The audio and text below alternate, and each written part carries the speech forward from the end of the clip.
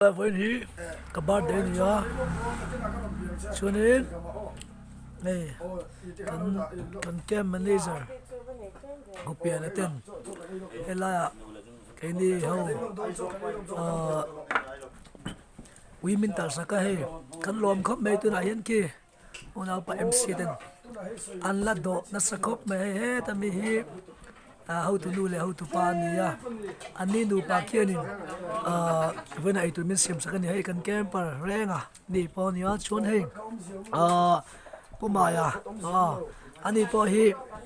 lekina afon mi video ta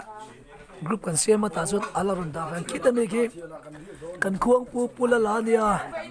ani pa ki mo ni la pula la cho nên hay kan em hay tôi này pastor anh po hay dọ nem khop mày hay cái RC tôi vetan itom he me anh ấy phasi lo wa cho nên với ni cái birthday nia thì cho nên lim takin kan lo me una par dia nia anh ấy po ai la ma sun kan ngai tu lo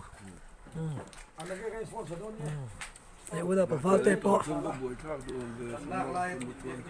koles veng ron thlen chuan fit nga inches li tling tong engi bye bye happy birthday lo te lok ta happy birthday kalome